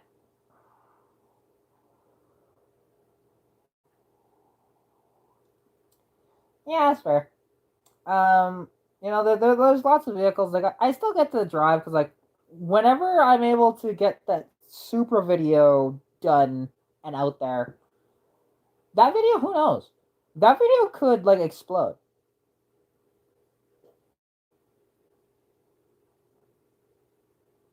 Right near the yeah, that's a really long road trip for just to drive a Bronco.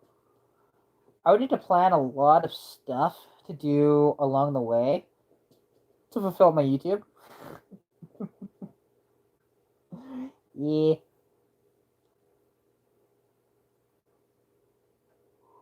And first gens are pretty cool. I've seen a few of them. Oddly enough, I've seen more international scouts than first gen Broncos though.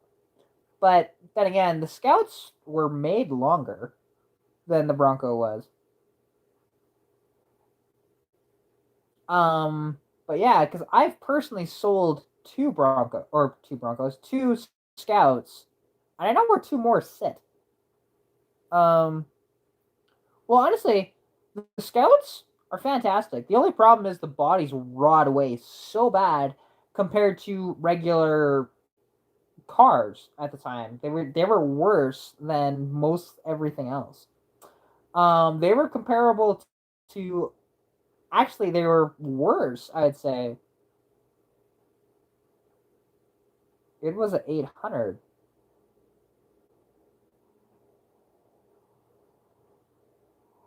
Scout 800, or do you mean they were asking 800 for it?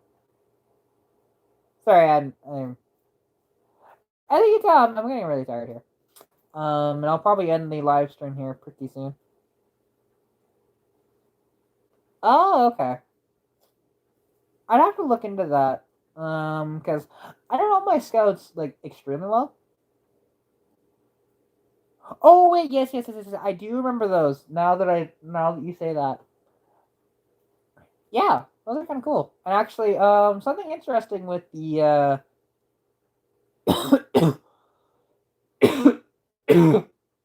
ugh, sorry, with scouts is the different editions that they had. Like one of the cool editions of it was the Johnny Rep edition. Really? Oh, I didn't know that. That's neat. Um, but like the Johnny Reb editions, they had this cool little paint scheme along the side of it and everything like that. They had a trick interior in them too. And like there's this channel that I don't watch all their content. I haven't watched in a while. Well, see, I love the Scouts. I've personally driven a Scout, and I have nothing to compare it to because I've never driven anything else that's like that. So yeah, and that was a 77 Scout too. Very awesome truck. Ran beautifully. Like I think it could have used a little bit of adjustment on the carburetor, and a little bit of cleaning. But other than that, nice car. And I just drove it around the field, but still. Now, see, a diesel Scout, those are pretty rare, like extremely rare. And actually, because Roy, something cool that he has a Chevette diesel, which is actually in the video. And I absolutely fell in love with that thing. And it's a new fuel system, but other than that, I think it's like mint. It's missing the grill though. But yeah. And the thing also needs an exhaust on it too, because it's a little loud. But other than that, it's a nice car. And I don't know what he's gonna do with it. I hope he I know that he wants to actually drive it for sure, but other than that, because the fuel system needs to be redone. He currently has a little, maybe 3 liter tank that's under the hood that works as his fuel tank right now. So, yeah, just this tiny little thing. It's kind of cool seeing that. Actually, in my last video, you can see a walk around of that plus everything else at his property. It's pretty neat. Because yeah, and out of all of his vehicles, I mean, I don't know. I've gotten to drive his Pontiac. I've gotten a ride in his Metropolitan. And haven't driven the Hudson yet. He said I'm able to, which actually, shout out to Roy because I have one of his beer cozies here. I had that with my drink earlier. Here, can I put my water bottle in there, or do they not fit?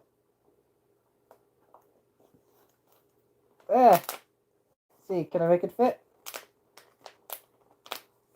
Hey, Shopcat, how's it going? Appreciate you coming out to the live. As you can see, we've been going for coming up on an hour and 50 minutes here pretty soon. Yeah, there we go. Roy Marco's Garage. Beer cozy. It's actually a nice cozy, to be honest. There we go. Yeah, I will be ending this probably at about the 2 hour mark, I think. This will be my longest live ever. It already has been. And who knows? Will I have another live this long? We'll see. And you can tell, like, I do have issues doing lives past about an hour typically, but yeah. I have heard of the Diesel S10s actually. Haven't seen one, but I've heard of them. I know those had the it's a little Isuzu diesel, but then as well, yeah, the Caprice diesel wasn't that fantastic of a diesel. They did a little more than what people say of just putting glow plugs in the 350, but they weren't known for their reliability, and that's why people actually it's really easy to convert them back to regular gas motor. So yeah, they're pretty neat though. Very neat cars. And I haven't seen a 350 diesel in quite some time. Most that I see are just they're not running anymore.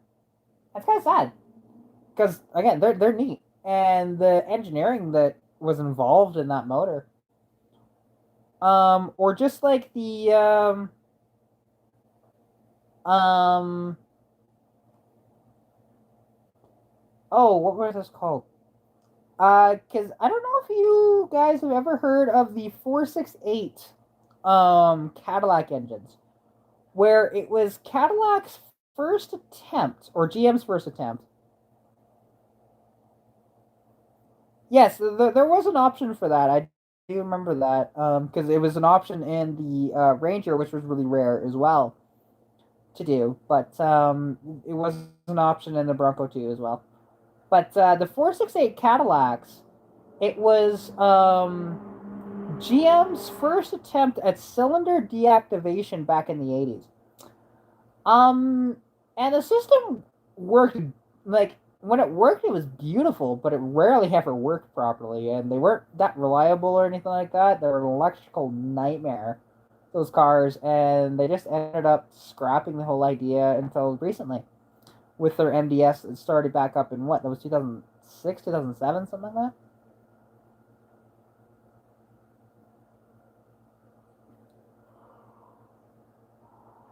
Yeah, I'll have to check that out if I remember. remember. Because yeah, it's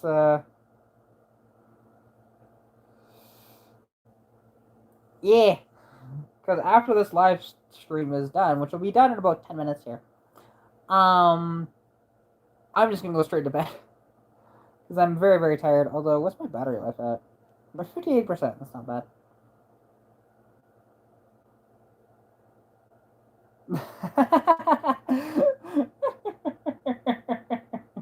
There you go. Perfect. Yeah.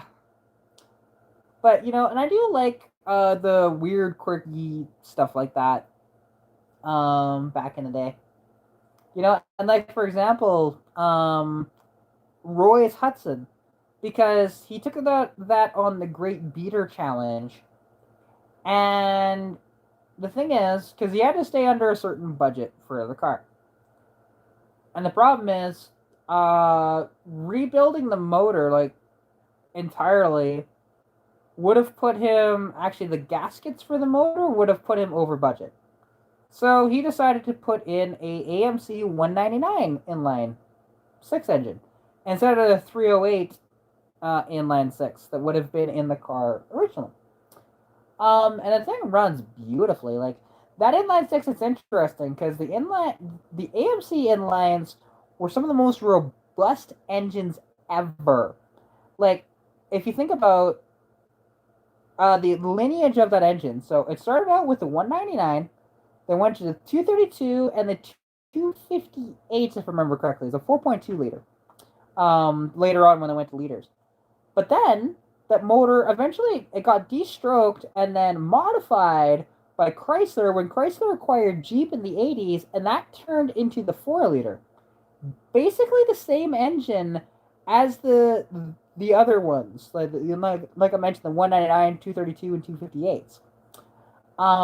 That's absolutely an incredible piece of engineering, and they used that motor right up until what was that 2003, 2004, something like that. So that engine had a long run in its life, and it's pretty neat to see that. Um, because yeah, I like to see that sort of stuff more, and I love AMCs. Like I'd love to find either an old Javelin or a Rebel, something like that to wrench on. It'd be so sweet, especially a Rebel, like a 68 to 70 Rebel. Oh, yes, please. But yeah, give me a nice 343 or 390, something like that. Money. And also just like the AMC V8s. Um, every AMC V8 ever made is the same block. So the 290, the 304, the 343, the 390, and the 401 all are the exact same block. They just have different internals and different heads. It's like pretty neat, and it saved them a lot of money because they didn't have to do a bunch of R&D on more engines. But the thing is, when because that was Mark Donahue raced AMXs, and he kicked major butt with them. He did a lot of drag racing, and actually they were competition for the Corvettes at the time, which was pretty cool. Because basically, what the first gen AMX was, because the second gen AMX wasn't the same thing. It was just a trim model on the Javelin, but the first gen AMXs were you take a Javelin, you chop the back end off of it, and then make it a two-seater, and that's an AMX. They trimmed off, I think it was, 600 pounds off the car or something like that by doing that.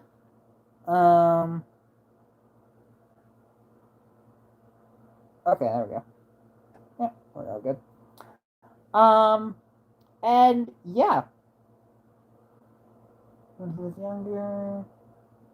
Oh, see, that's pretty neat. And actually, the interesting part about AMC, because everybody thinks about the big three. They thought about back then.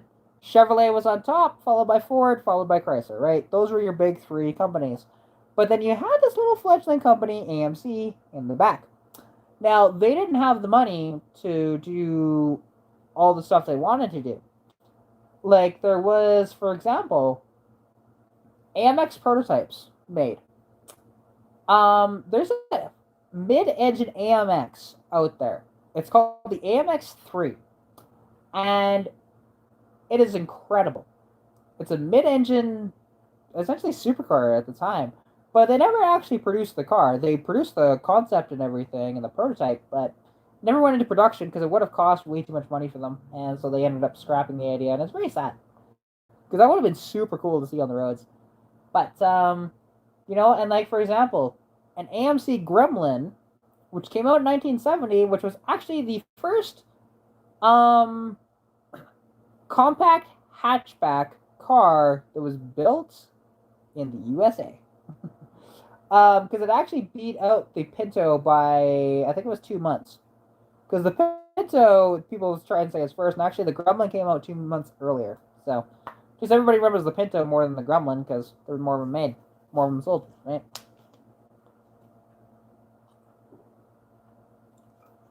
But yeah, and they felt more like a 50s car. But like you take for example, same era Toyota Celica, 1970, 1973, somewhere in there, and you drive that, and it feels like a 90s car when you drive that. But and it's interesting how far ahead Japan was in car development in the 60s and 70s.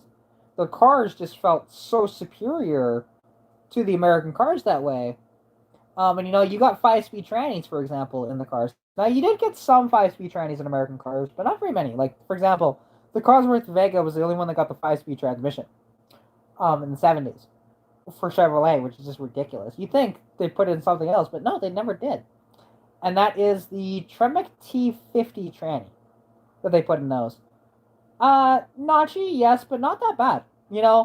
Like what Paul was talking about, the guy that owned that Vega there, is he was mentioning like how disappointed he was and how crunchy the transmission feels. And I go, it's notchy, but it feels fine. Like I've driven modern cars that have a worse tranny than this. For example, 99 Ram 1500 with the NV 3500 5-speed. Notchiest transmission out there, damn near.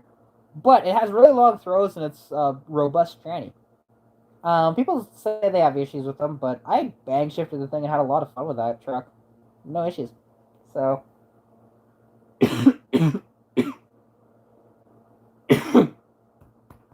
Ugh. And this is what happens when I keep talking and talking and talking. My asthma starts to say, hey, by the way, I'm going to cough now.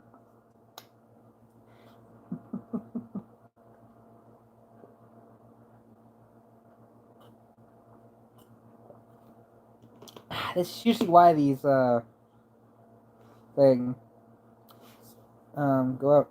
Oh, I thought they were a Tremec. My bad. I'm just used to the T5 and the Fords being a Tremec, so when you hear the T, I assumed that was Tremec. But yeah, they're pretty neat. And actually, something that was at the auction actually in Olds about, well, this is about a month ago now. There was a really cool Pontiac Astra GT, which you never see those. Had a very solid body, but the floors were shot. Somebody swapped in a 350 into it, and it had a 4-speed manual in it. Honestly, cool old car. And I was bidding on it, but it went way higher than I wanted to pay for it. It went for like $1,500 or something like that. But yeah, and the motor was free up, but you could tell somebody was trying to get it running because the spark plugs were out of it and stuff like that. So yeah, who knows? They may have gotten it free, but never got it running. But yeah, who knows? Maybe the motor didn't make any compression, but it just would turn over. But unfortunately, I deleted the footage before I uploaded it, and it was a mistake, and I wish I didn't, because yeah, I actually had a video of that car, plus some other ones too that were at the auction there. About 26 minutes of footage just poof, gone. Because I accidentally deleted it. So, oh well, it happens. But anyways, I've been going for 2 hours now. I appreciate every single one of you that have come out and have chatted here, and some of you have been here for the long haul. So I definitely appreciate it, guys. Hope you guys have a fantastic evening. I'm gonna be off to bed here, and yeah. And also for anybody that's super chatted, thank you all so much for the donations. Will do. Thanks, Jesse. And chat to you all later. Bye. Pikachu.